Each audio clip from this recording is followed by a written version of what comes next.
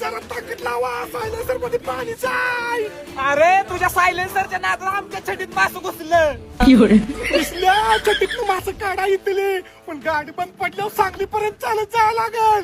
इकड्या इथं एवढं पाणी आहे, मग सांगलीत जास्त किती पाणी लागल? दाजी आता आपण रस्त्यानं नाही रानात जायचं. रानात अजिबात पाणी नसतंय.